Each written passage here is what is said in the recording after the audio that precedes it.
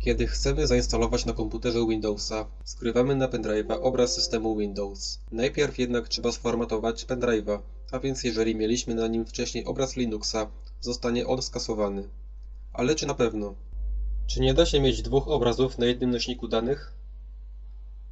Ściągamy program Ventoy z oficjalnej strony, link będzie w opisie.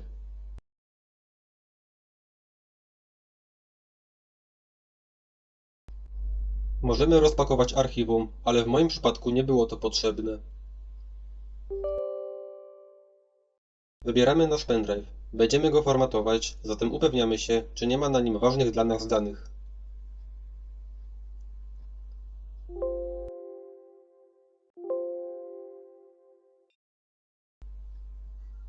Gotowe. Teraz możemy przenosić obrazy z systemów na pendrive'a.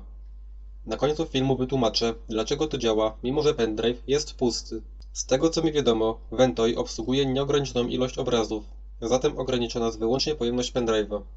Przetestujmy oba obrazy za koleją.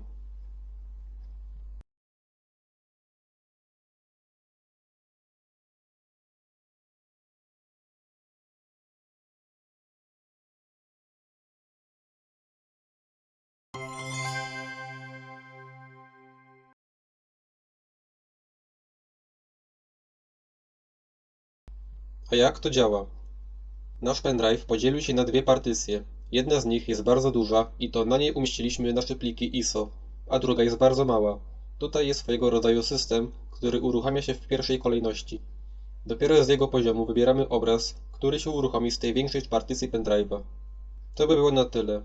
Dajcie znać, czy pomogłem. Pozdrawiam.